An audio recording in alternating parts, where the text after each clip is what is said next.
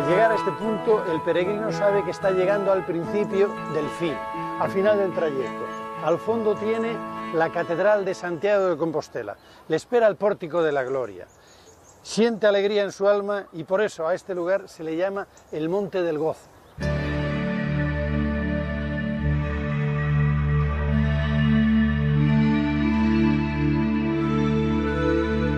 Desde hace más de 1000 años, todos los días llegan a esta plaza del Obradoiro cientos de personas de todo el mundo para venerar la tumba del apóstol Santiago. La afluencia de peregrinos, que no ha dejado de crecer, ha convertido a Santiago de Compostela en el centro de peregrinación más importante de la cristiandad, por delante de Jerusalén y de Roma.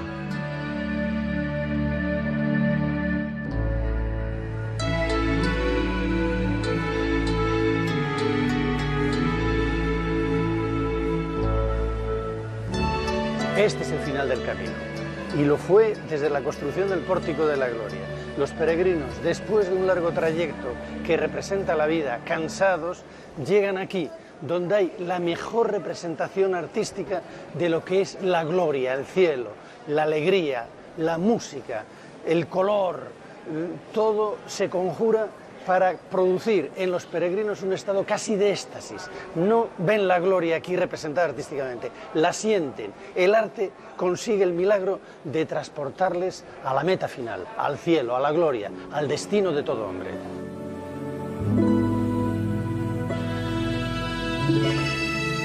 El Pórtico de la Gloria es la entrada principal de la catedral y es obra del taller del maestro Mateo, que recibió del rey Fernando II el encargo de acabar la Catedral de Santiago, empezada un siglo antes.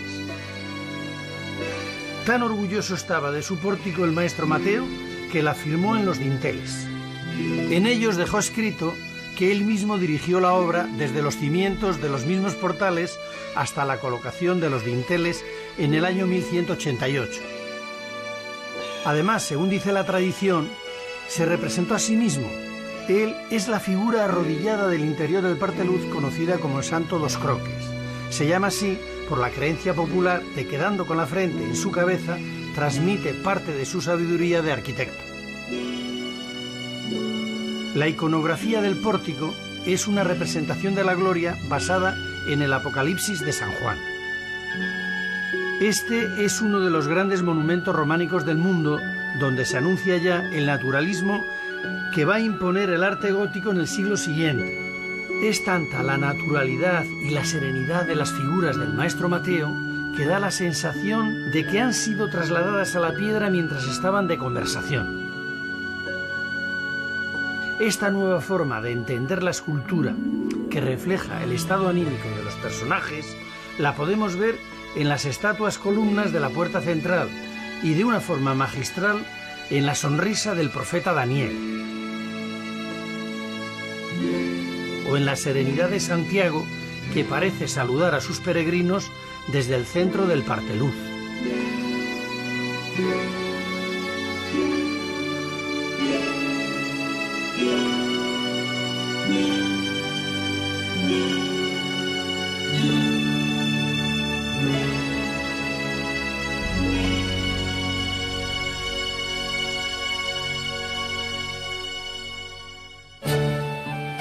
En la arquivolta que rodea al tímpano están representados los 24 ancianos del Apocalipsis, con sus instrumentos musicales en animada conversación entre ellos.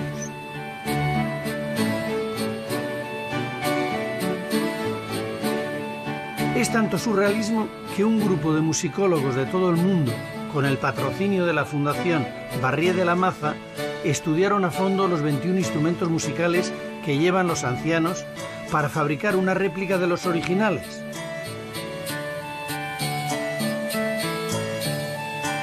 Con estos instrumentos recuperados, se dio un concierto en el interior de la misma catedral en el año 1991 y entonces pudimos escuchar cómo sonaba la música del románico.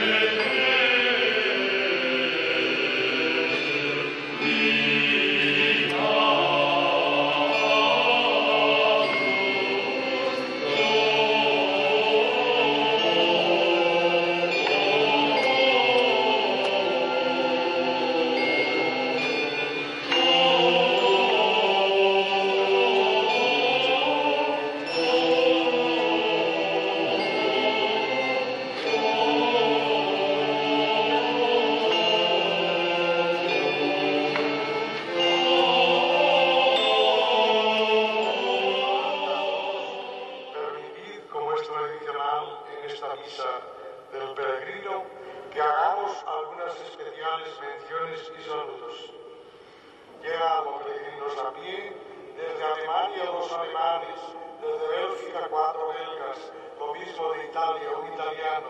Los peregrinos que llegaban a Santiago tenían asegurado el perdón de la tercera parte de sus pecados, e incluso todos, si lo hacían en año jubilar.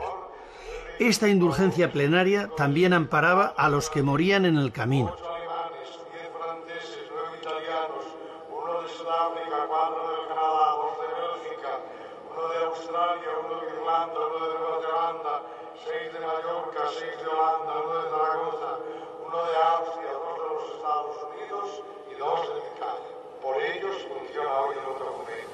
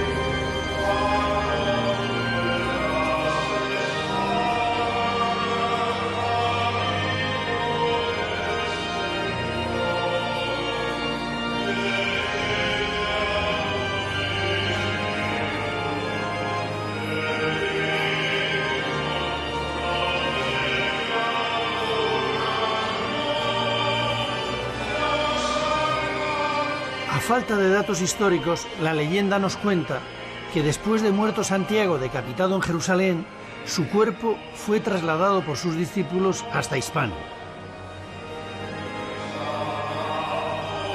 Después de un viaje milagroso gobernado por la mano divina, llegaron a Iria Flavia, actualmente Padrón, donde desembarcaron.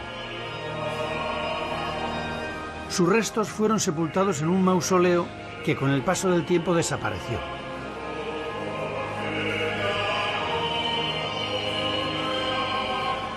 Según la tradición, en el siglo IX, a un ermitaño llamado Pelayo le fue revelado el lugar del enterramiento, a través de luminarias y cantos celestiales. Este se lo comunicó al obispo Teodomiro, que fue conducido por una estrella hasta la cueva donde estaban los restos del apóstol. A partir de entonces, aquel lugar comenzó a llamarse Campus Stelae, Campo de la Estrella, Compostela.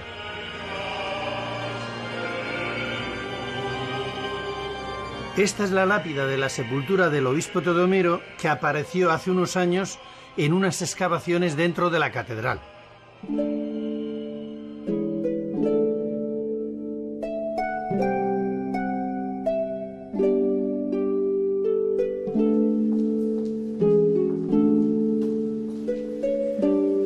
Informado del hallazgo, el rey asturiano Alfonso II ordenó levantar sobre la tumba una pequeña iglesia y pronto se inició el culto jacobeo.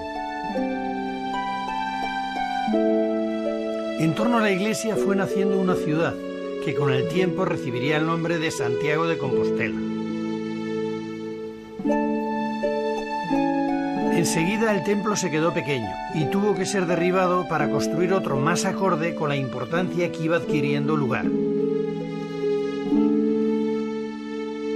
Esta maqueta que se exhibe en el Museo de las Peregrinaciones de Santiago es una copia fidedigna de lo que pudo ser la gran basílica construida por Alfonso III.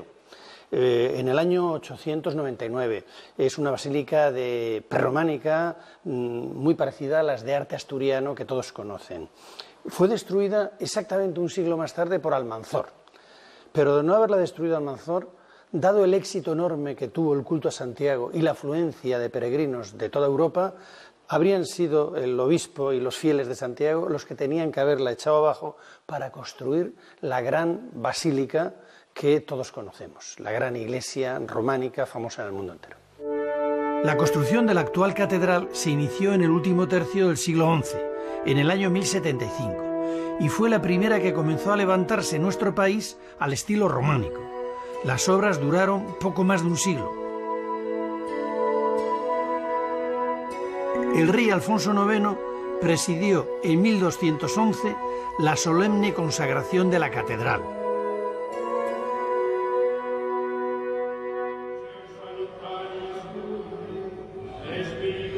En esta recreación virtual puede verse cómo debía ser recién terminada.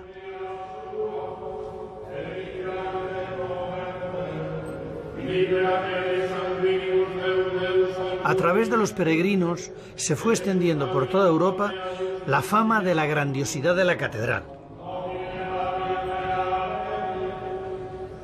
En los primeros tramos de la nave mayor de la catedral estaba el coro, desde donde los 72 canónigos catedralicios seguían los oficios religiosos. Estaba totalmente construido en piedra de granito y es obra también del taller del maestro Mateo.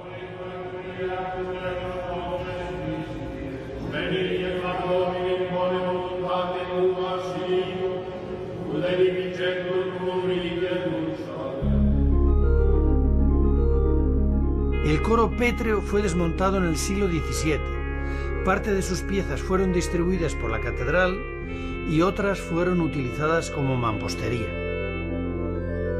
Hace unos años, y también con el impulso de la Fundación Barrié de la Maza, se ha reconstruido una parte del coro tal y como debió de ser y que hoy se muestra en el Museo de la Catedral.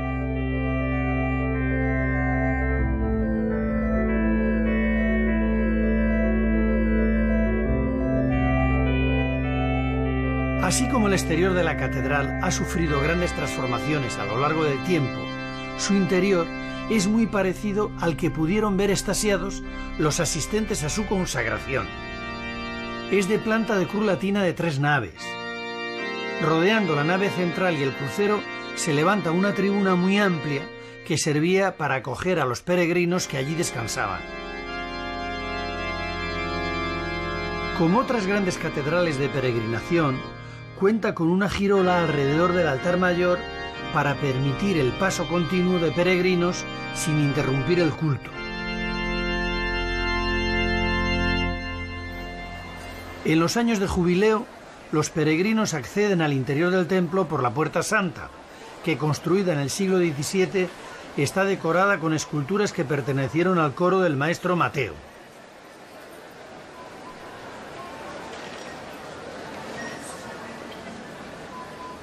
En el interior, la Puerta Santa da la girola y también está decorada con otras 2 figuras, esta vez policromadas, del desaparecido coro pétreo. En el centro de la girola está la Capilla del Salvador, que fue por donde se comenzó a construir la catedral. En uno de sus capiteles quedó escrito: reinando el príncipe Alfonso VI, se construyó esta obra. En esta capilla recibían los peregrinos la Compostela, el documento que certificaba su peregrinación. Dentro de la catedral, como si fuera una capilla más, está la que fue la iglesia monástica de Santa María de la Corticel. Es románica, de comienzos del siglo XIII. Cuando fue construida, estaba separada de la catedral. La catedral cuenta además con una cripta que fue concebida por el maestro Mateo para salvar el desnivel del terreno y poder construir encima el pórtico de la gloria.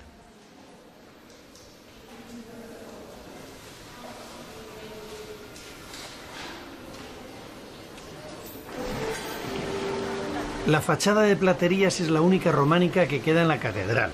Está formada por una doble puerta, flanqueada por sendas ventanas. Su decoración sobrecargada de figuras, colocadas en muchos casos anárquicamente, parece un catálogo de temas escultóricos del románico.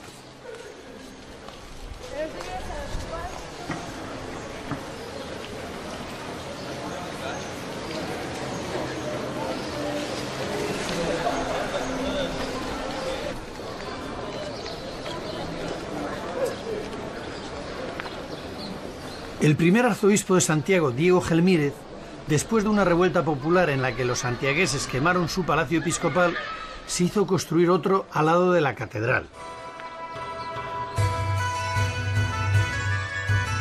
El nuevo palacio comenzó a levantarse en el primer tercio del siglo XII y es uno de los mejores ejemplares del románico civil en España.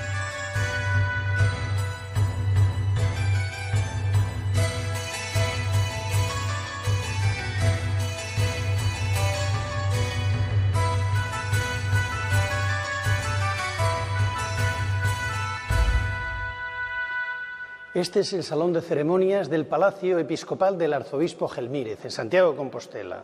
Aquí había magnas celebraciones, aparte del refectorio y de la comida diaria. Forma parte de un conjunto de arquitectura civil anexa a la catedral, construido con la intención, efectivamente, de vivir en él, pero sobre todo ante la sociedad, de dar una muestra arquitectónica del poder recientemente conquistado por esta archidiócesis.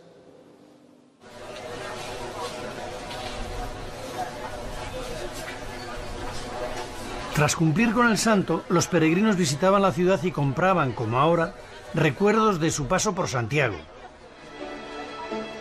Los más solicitados eran las conchas de Vieiras y las figuras de azabache. Eran tantos los artesanos que trabajaban el azabache que dieron origen a un barrio de Santiago llamado la Azabachería. La figa, un amuleto contra el mal de ojo, era una de las figuras preferidas por los peregrinos. Vaya, vaya, Javier, así que te dedicas a hacer la higa, pero en escultura, la figa, sí, en azabache. ¿Qué tiempo te ha llevado a hacer sobre 3 horas. 3 horas.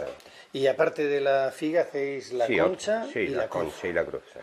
¿Cuál se vende más de las tres? Las tres tienen salida. ¿Se la iban los peregrinos, como recuerdo? Los peregrinos, sí. Igual que hacían en la Edad Media, ¿no? Efectivamente. ¿Y cuánto tiempo llevas con esto? Unos 40 años aproximadamente. ¿Cómo te dio a ti por hacerte escultor, joyero, platero? Pues no sé, me gustaba y me metí a ello. ¿Y te gusta el oficio, de verdad? Me encanta. ¿Da para vivir? Bueno, se va tirando. Habrá que pedir un aumento de sueldo. No, vamos a dejarlo así. Muchas gracias, Javier. Después de admirar la catedral, el peregrino tiene a su disposición en el mismo Santiago y en sus alrededores otros monumentos románicos.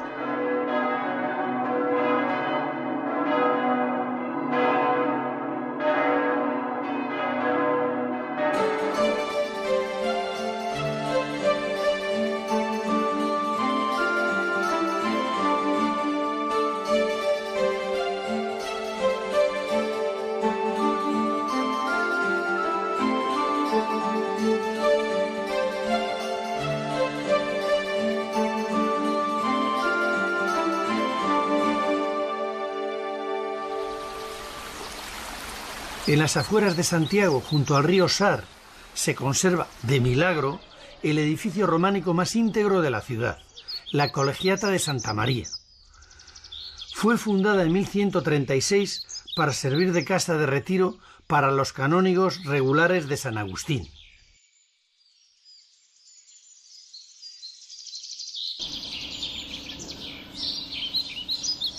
Su claustro, que aún tiene un ala de estilo románico, se cree que fue construido por el taller del maestro Mateo.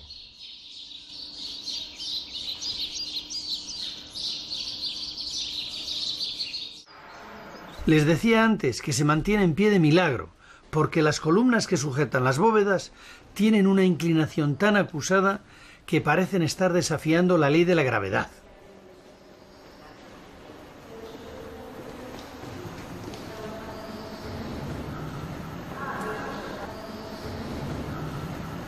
El secreto de que no se haya caído está en los contrafuertes laterales, que se encargan de mantener en pie a la iglesia.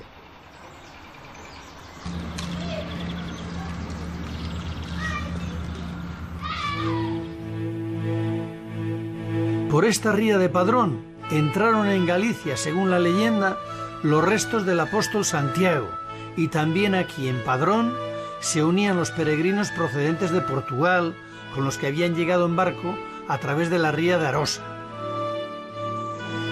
Antes de partir hacia Santiago, seguro que visitaban su iglesia románica de Santa María.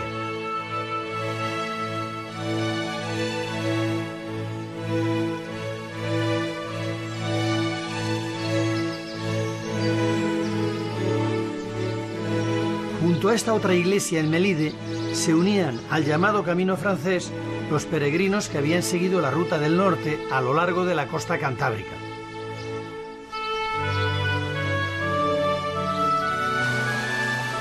En un lugar apartado, rodeado de una naturaleza exuberante que predispone a la meditación y al retiro, está la iglesia, que es lo único que queda del antiguo monasterio de San Antolín, fundado a mediados del siglo XI. La iglesia es un bonito ejemplar del románico rural primitivo. Tiene una sola nave rectangular con un ábside cuadrado. Después, esto que veis aquí diferentes sillar. Esto fue un añadido posterior. Desde aquí veis, se ve en el muro, es un añadido posterior ya del siglo XIX. En el interior guarda un estupendo calvario románico de madera policromada, muy bien trabajado y de una gran expresividad.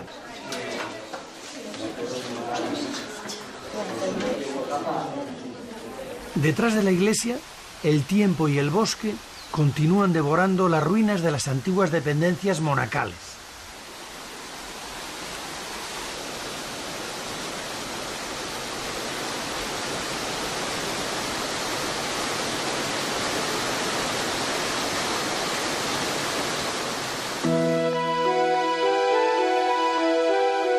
Este es el monasterio de Sobrado, que sigue albergando una comunidad de monjes cistercienses y fue uno de los más importantes de Galicia. Era tan grande su fama que los peregrinos se desviaban de sus caminos para venir a rezar y venerar sus reliquias. El monasterio fue fundado en el año 1142 por 12 monjes y un abad procedentes de Claraval, que llegaron hasta aquí con la misión de crear la primera fundación del Císter en España, como consta en la carta fundacional que aún se conserva. Como casi todos los monasterios con poder económico, este también se fue adaptando con el paso del tiempo a las nuevas corrientes arquitectónicas. Del románico solo queda la sala capitular y la cocina, ambas de comienzo del siglo XIII. Esta gran cocina, que estuvo en activo hasta el siglo XIX, consumía de 1 a 2 carros diarios de leña. Debía de arder muy bien, dado el tamaño de su chimenea.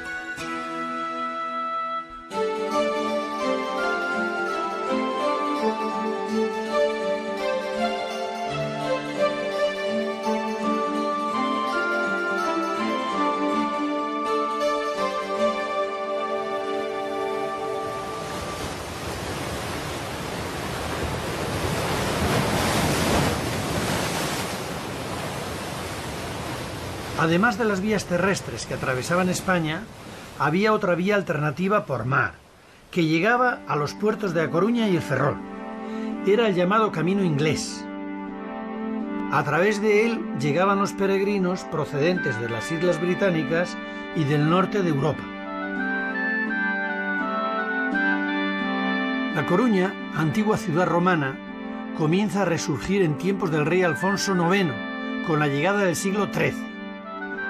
Es en esta época cuando se lleva a cabo la reconstrucción de la ciudad. Producto seguramente de la euforia constructiva de este momento es la iglesia de Santa María del Campo, llamada así porque cuando se construyó estaba en el campo, fuera del recinto amurallado de la ciudad. En la portada principal tiene en su tímpano una adoración de los Reyes Magos. La otra iglesia románica de La Coruña es la de Santiago, que presume de ser la más antigua de la ciudad, de mediados del siglo XII.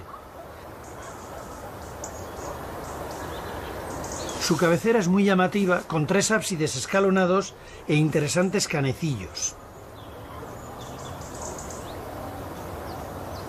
A pesar de los 2 incendios que ha sufrido a lo largo de su existencia, ha mantenido un románico muy puro.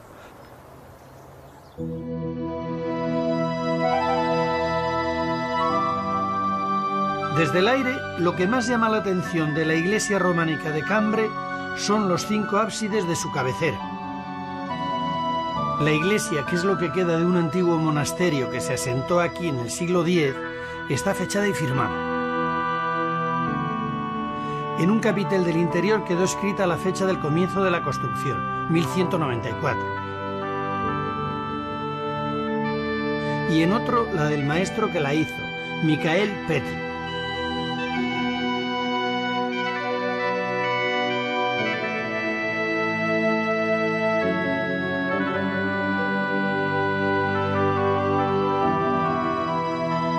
La iglesia de 3 naves y un crucero está organizada en función de la girola que rodea el altar y tiene 5 capillas, una en cada ábside.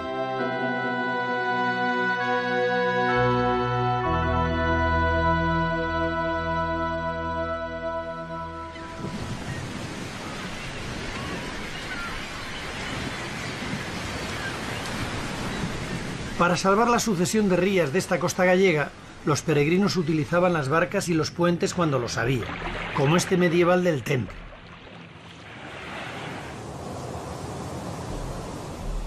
Esta pequeña iglesia de San Juan de Vilanova debió ser una de las primeras construcciones del románico gallego. Es de mediados del siglo XI. Su ábside está construido al estilo lombardo, con arquillos ciegos bajo el alero. Vigilando la ría de Betanzos, en lo alto de Breamo, está la iglesia de San Miguel. Lo primero que llama la atención es su solidez. Parece una fortaleza, con puertas y ventanas muy pequeñas.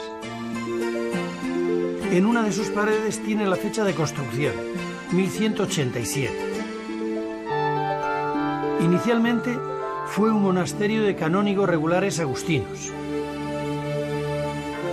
En su interior guarda una curiosa imagen románica de San Miguel pesando almas con la balanza.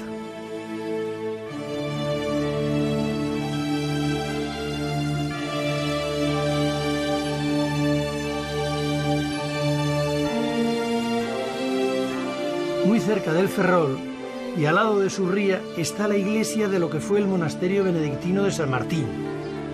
Construida en el siglo XII, conserva una espléndida cabecera de 3 ábsides.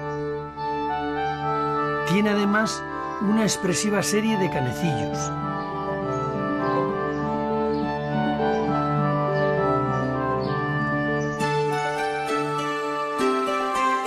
Terminada la peregrinación, muchos peregrinos regresaban a sus casas, pero otros proseguían hacia lo que entonces era el fin de la tierra, Finisterre.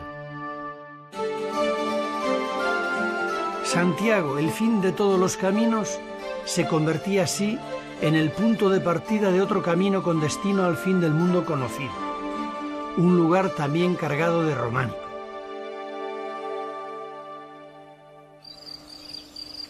Camino de la Costa de la Muerte, buscando la iglesia de San Martín, se nos aparece un hórreo que parece un 100 pies. La iglesia está detrás.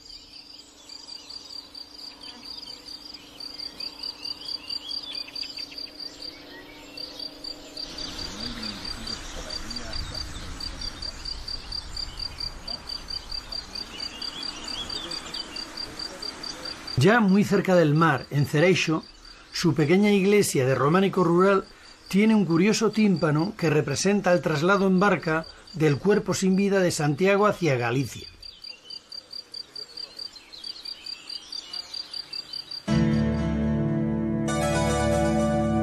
El gran monasterio de este camino se encuentra junto a la ría de Camariñas, en Moraime. Fue benedictino y de él ya solo queda su gran iglesia.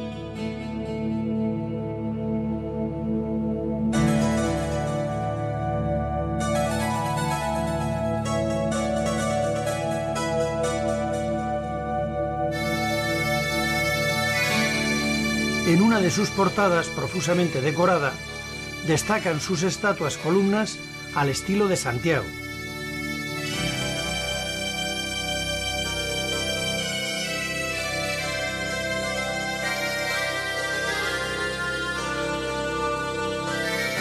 Esta es la iglesia de Frixé y es la última románica que los peregrinos encontraban antes de llegar a Finisterre. Tiene el ábside cuadrado.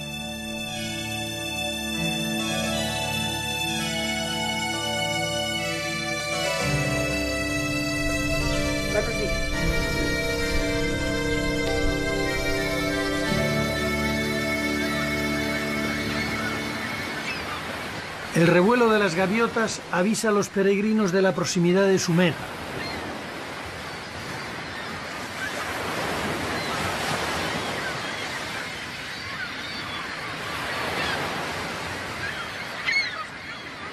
Esta es la iglesia de Santa María en el pueblo de Finisterre. A pesar de las reformas y añadidos que ha sufrido, todavía se pueden ver detalles de sus orígenes románicos.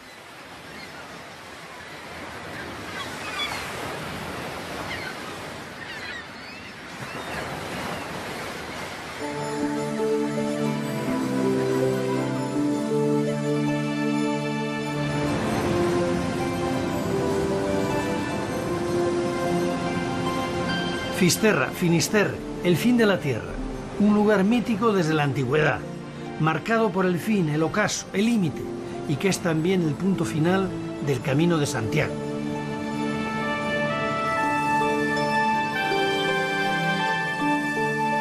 El Cabo de Finisterre era para los peregrinos el final del mundo conocido, el lugar al que había que llegar para emprender el retorno hacia la resurrección, la puerta del más allá.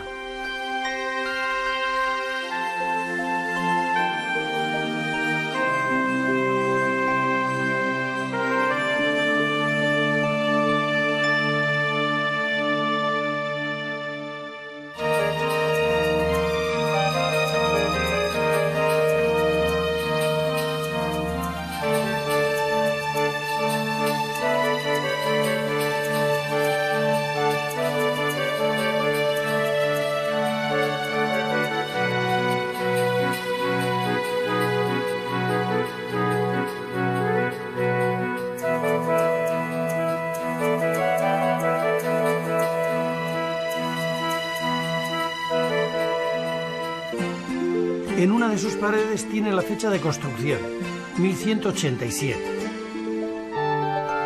Inicialmente fue un monasterio de canónigos regulares agustinos. En su interior guarda una curiosa imagen románica de San Miguel pesando almas con la balanza.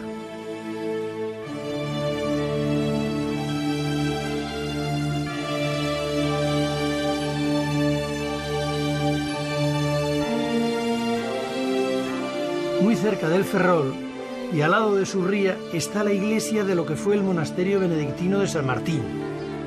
Construida en el siglo XII, conserva una espléndida cabecera de 3 ábsides. Tiene además una expresiva serie de canecillos.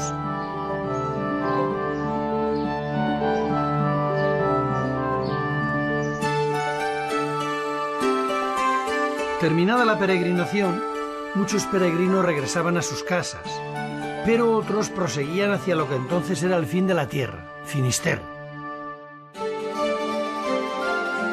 Santiago, el fin de todos los caminos, se convertía así en el punto de partida de otro camino con destino al fin del mundo conocido, un lugar también cargado de románico.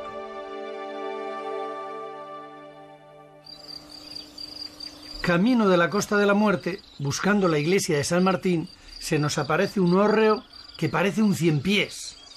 La iglesia está detrás.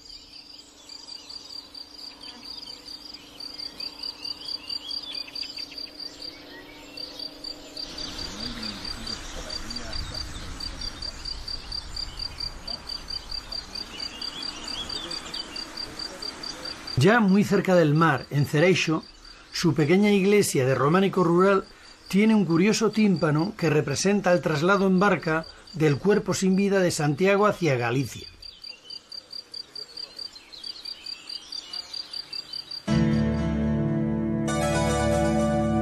El gran monasterio de este camino se encuentra junto a la ría de Camariñas, en Moraime. Fue benedictino y de él ya solo queda su gran iglesia.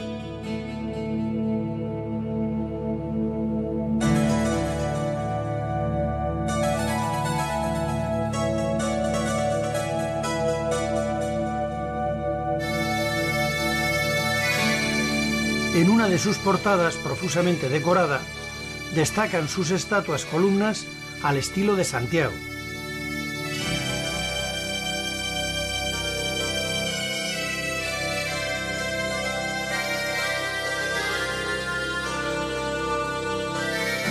Esta es la iglesia de Frixet y el maestro Mateo.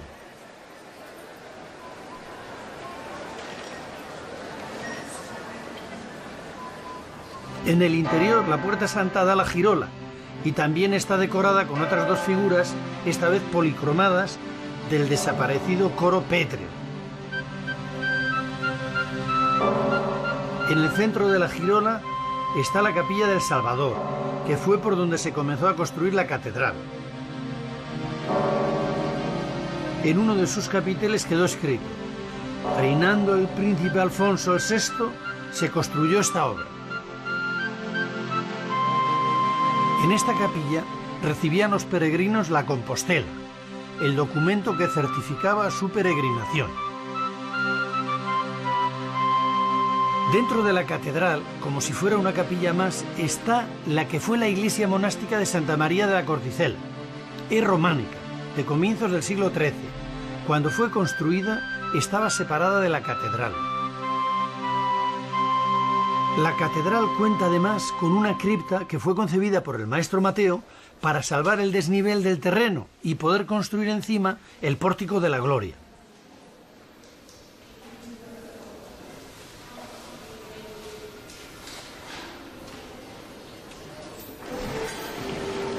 La fachada de platerías es la única románica que queda en la catedral. Está formada por una doble puerta, flanqueada por sendas ventanas.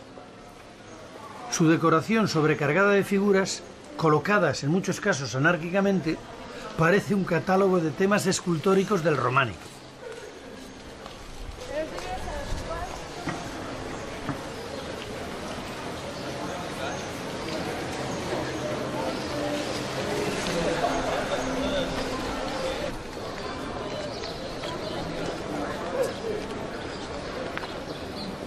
El primer arzobispo de Santiago, Diego Gelmírez, después de una revuelta popular en la que los santiagueses quemaron su palacio episcopal, se hizo construir otro al lado de la catedral. El nuevo palacio comenzó a levantarse en el primer tercio del siglo XII y es uno de los mejores ejemplares del románico civil en España.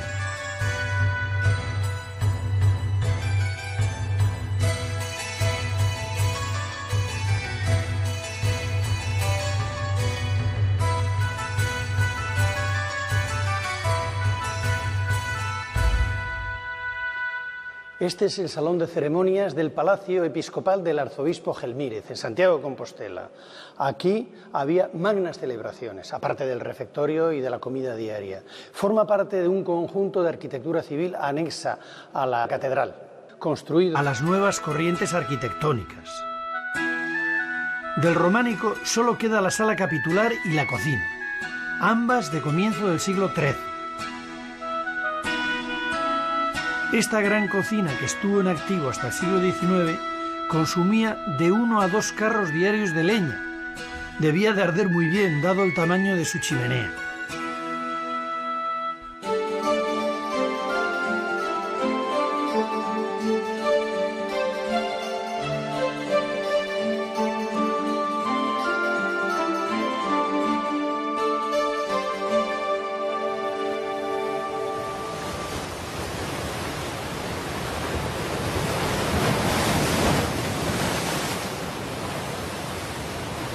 Además de las vías terrestres que atravesaban España, había otra vía alternativa por mar, que llegaba a los puertos de A Coruña y el Ferrol. Era el llamado Camino Inglés. A través de él llegaban los peregrinos procedentes de las Islas Británicas y del norte de Europa.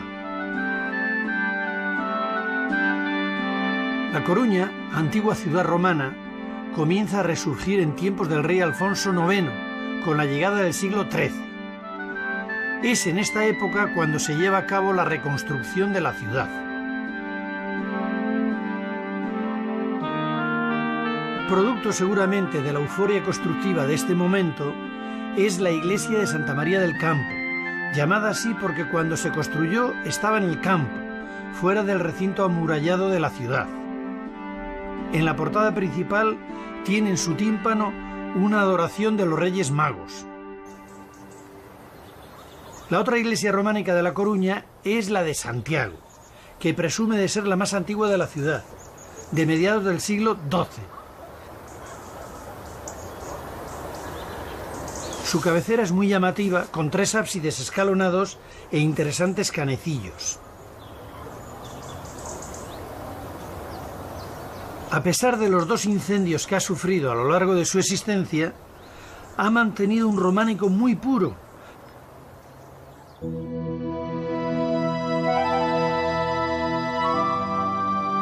Desde el aire, lo que más llama la atención de la iglesia románica de Cambre son los 5 ábsides de su cabecera. La iglesia, que es lo que queda de un antiguo monasterio que se asentó aquí en el siglo X, está fechada y firmada. En un capitel del interior quedó escrita la fecha del comienzo de la construcción, 1194. Y en otro la del maestro que la hizo, Michael Petri.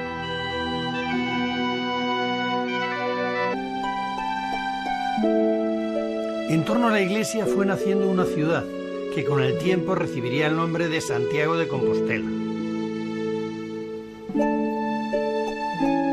Enseguida el templo se quedó pequeño y tuvo que ser derribado para construir otro más acorde con la importancia que iba adquiriendo lugar.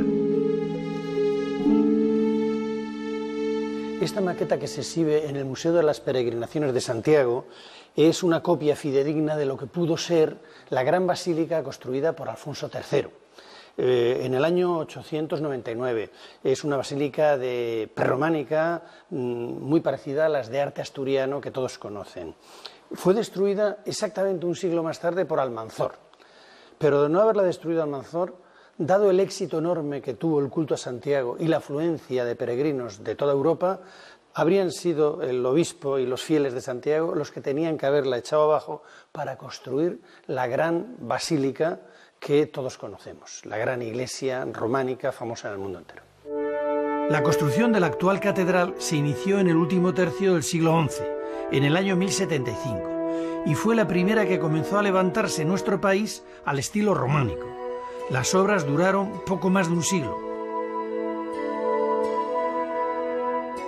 El rey Alfonso IX presidió en 1211 la solemne consagración de la catedral.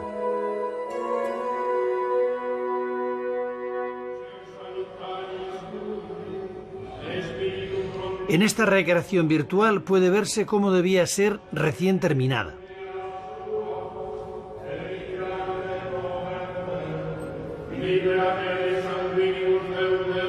A través de los peregrinos se fue extendiendo por toda Europa la fama de la grandiosidad de la catedral.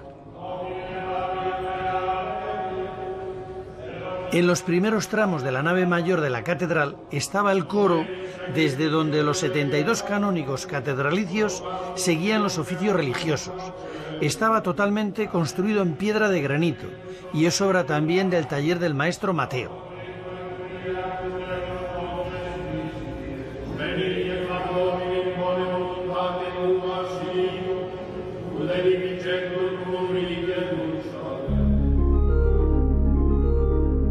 El coro pétreo fue desmontado en el siglo XVII. Parte de sus piezas fueron distribuidas por la catedral y otras fueron utilizadas como mampostería. Hace unos años, y también con el impulso de la Fundación Barrié de la Maza, se ha reconstruido una parte del coro tal y como debió de ser y que hoy se muestra en el Museo de la Catedral. En las estatuas columnas de la puerta central y de una forma magistral en la sonrisa del profeta Daniel, o en la serenidad de Santiago, que parece saludar a sus peregrinos desde el centro del Parteluz.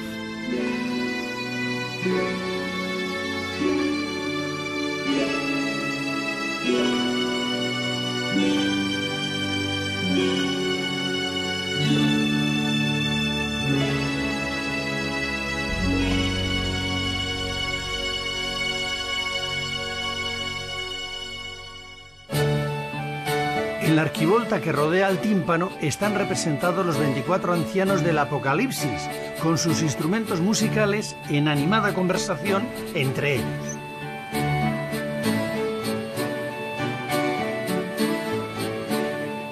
Es tanto surrealismo que un grupo de musicólogos de todo el mundo, con el patrocinio de la Fundación Barrié de la Maza, estudiaron a fondo los 21 instrumentos musicales que llevan los ancianos para fabricar una réplica de los originales.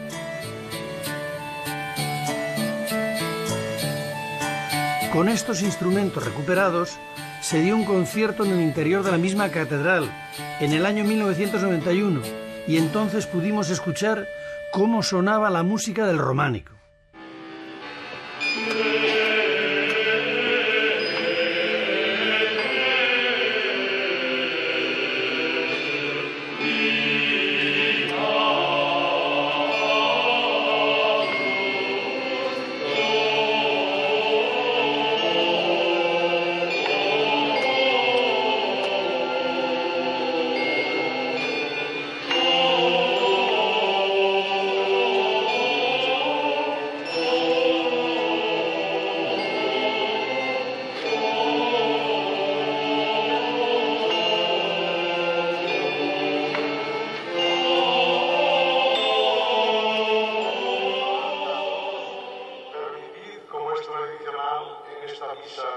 del peregrino que hagamos algunas especiales menciones y saludos. Llegan los peregrinos a pie, desde Alemania 2 alemanes, desde Bélgica 4 belgas, lo mismo de Italia un italiano. Los peregrinos que llegaban a Santiago tenían asegurado el perdón de la tercera parte de sus pecados, e incluso todos, si lo hacían en año jubilar. Esta indulgencia plenaria también amparaba a los que morían en el camino. 8 alemanes, 10 franceses, 9 italianos, 1 de Sudáfrica, 4 del Canadá, 2 de Bélgica, 1 de Australia, 1 de Irlanda, 1 de Nueva Zelanda, 6 de Mallorca, 6 de Holanda, 1 de Zaragoza. Fuera del recinto amurallado de la ciudad. En la portada principal tiene en su tímpano una adoración de los Reyes Magos. La otra iglesia románica de La Coruña es la de Santiago, que presume de ser la más antigua de la ciudad, de mediados del siglo XII. Su cabecera es muy llamativa, con 3 ábsides escalonados e interesantes canecillos. A pesar de los 2 incendios que ha sufrido a lo largo de su existencia, ha mantenido un románico muy puro.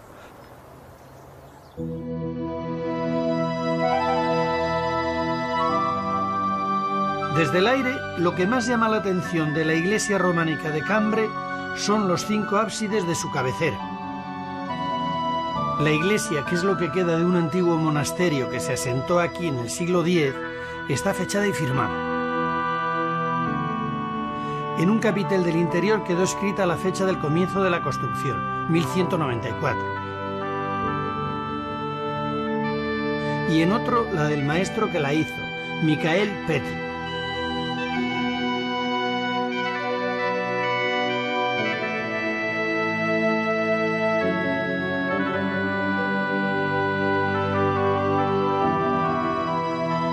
La iglesia de 3 naves y un crucero está organizada en función de la girola que rodea el altar y tiene 5 capillas, una en cada ábside.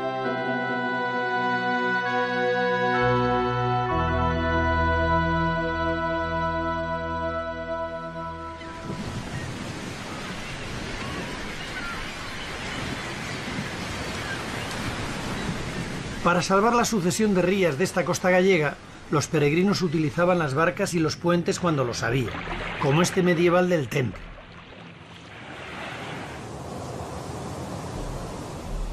Esta pequeña iglesia de San Juan de Vilanova debió ser una de las primeras construcciones del románico gallego. Es de mediados del siglo XI. Su ábside está construido al estilo lombardo, con arquillos ciegos bajo el alero. Vigilando la ría de Betanzos, en lo alto de Breamo, está la iglesia de San Miguel. Lo primero que llama la atención es su solidez. Parece una fortaleza, con puertas y ventanas muy pequeñas. En una de sus paredes tiene la fecha de construcción, 1187. Inicialmente fue un monasterio de canónigos regulares agustinos. En su interior guarda una curiosa imagen románica de San Miguel pesando almas con la balanza. En esta recreación virtual puede verse cómo debía ser recién terminada.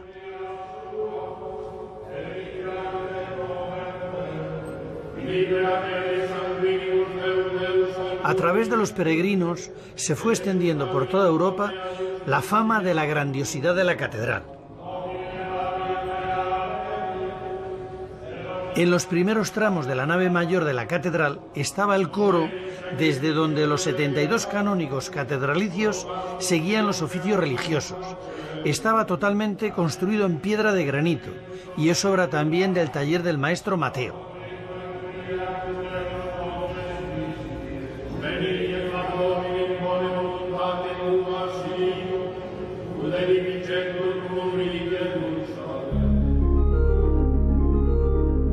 El coro pétreo fue desmontado en el siglo XVII. Parte de sus piezas fueron distribuidas por la catedral y otras fueron utilizadas como mampostería.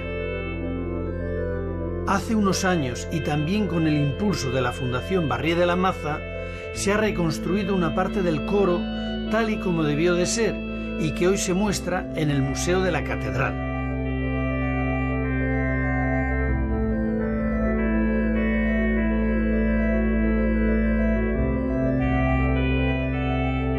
Así como el exterior de la catedral ha sufrido grandes transformaciones a lo largo del tiempo, su interior es muy parecido al que pudieron ver extasiados los asistentes a su consagración.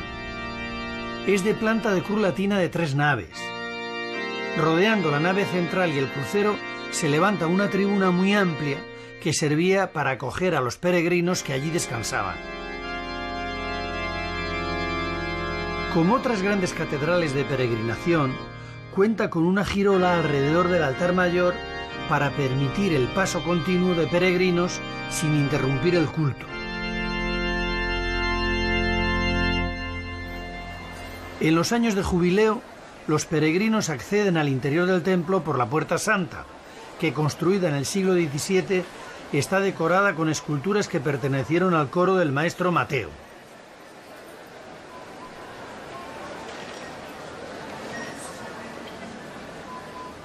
En el interior, la Puerta Santa da la girola y también está decorada con otras 2 figuras, esta vez policromadas, del desaparecido coro pétreo. En el centro de la girola está la Capilla del Salvador, que fue por donde se comenzó a construir la catedral. En uno de sus capiteles quedó escrito: reinando el príncipe Alfonso VI, se construyó esta obra. 91, y entonces pudimos escuchar cómo sonaba la música del románico.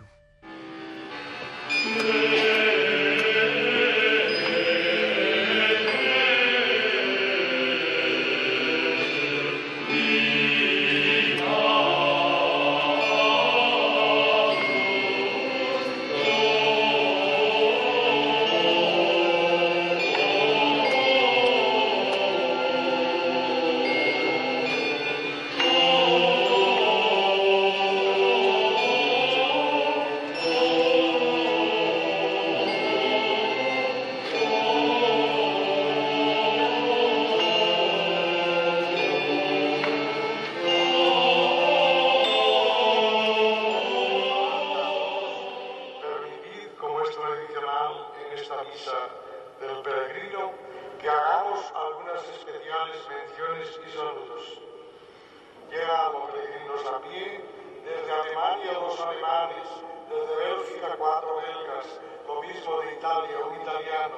Los peregrinos que llegaban a Santiago tenían asegurado el perdón de la tercera parte de sus pecados, e incluso todos, si lo hacían en año jubilar.